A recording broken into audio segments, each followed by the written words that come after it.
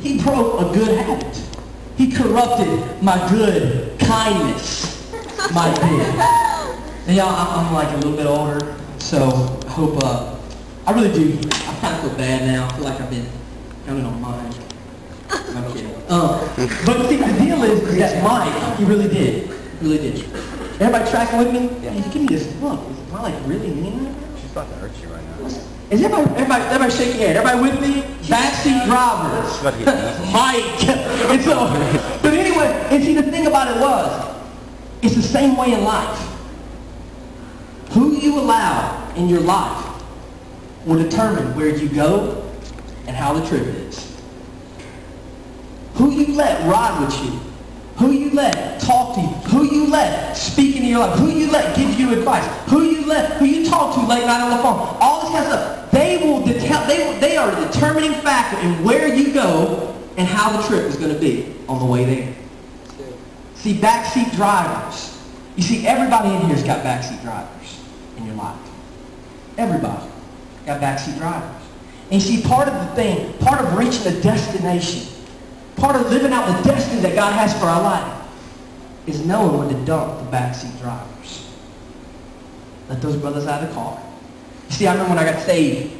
And some of my friends got saved. And one of my friends, his name was Ben Hart. And Ben, which is probably lives in Biloxi now or something. But y'all be like, I know that guy. But my friend Ben, okay, when I got saved, all right, I told Ben, I said, Ben, look, God's changed my heart, man. I want you to go with me. I want you to do this thing with me. And Ben, he's like, you know what, man, that's not for me right now. And I was like, okay. And so, man, I prayed for Ben, was hanging out with Ben, all this kind of stuff. And man, for like a year, talking to Ben, doing all this kind of stuff. But see, the deal was is that after a while, it started dawning on me that Ben was messing me up. Ben was going to mess me up. I remember one night we ended up going to this deal at my friend's house. And Ben was there, and there's a bunch of other guys, and everybody knew that I was a Christian. I had witnessed everybody, but I went to this deal, you know, because Ben was there, and I'm talking to everybody, and everybody starts drinking, okay? And I'm a Christian. I'm not going to do that, man, because I love God. He's changed my life, you know, and I'm believing that everybody that's drinking is going to get saved. And so I'm talking to Ben, and Ben's like, hey, man, you want one? I'm like, nah, man, you know. He goes, oh,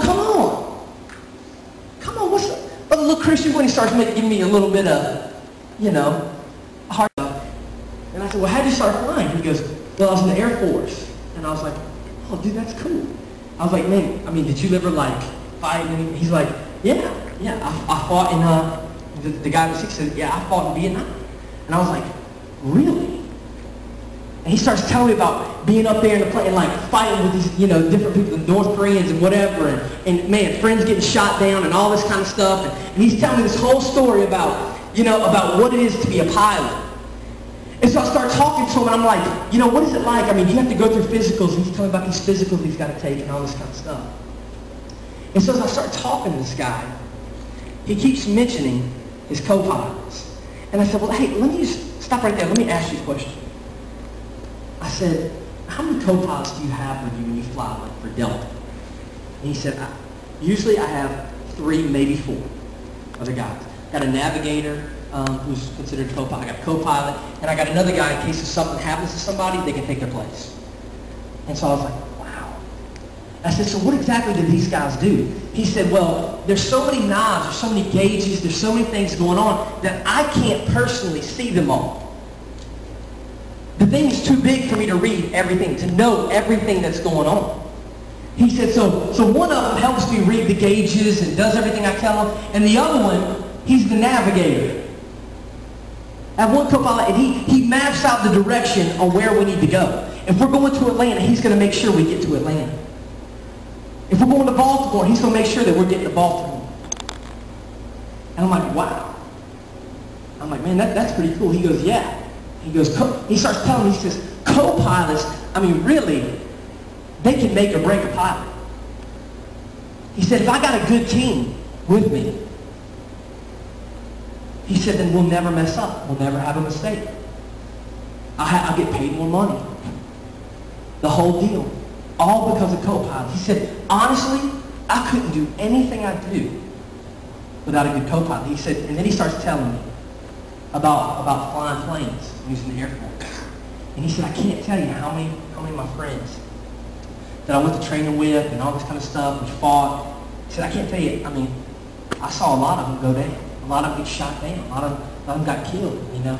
And he's not telling me all the details because I can tell he doesn't really want to go there. But I really wanted to know a little bit about this. And so I'm talking to him. And I said, wow, man, that must have been hard. He goes, yeah. He said, you know, one thing about flying jets and doing all this kind of stuff is talking about he said, look, co-pilots are a big deal. He said, you can be the best pilot in the world. He said, but if your co-pilot's garbage, you're going to get shot down. He said, man, my co-pilot, he could tell me he was looking around. He knew where every other enemy plane was, all this kind of stuff. And he's telling me they're coming on the left. I knew exactly where to turn, exactly what to do, all because I had a great co-pilot. He said, I can't tell you how many times that my co-pilot saved my life. He said, co-pilot's a big deal. Well, tonight, you know what, I want to let you know that it's exactly the same in life.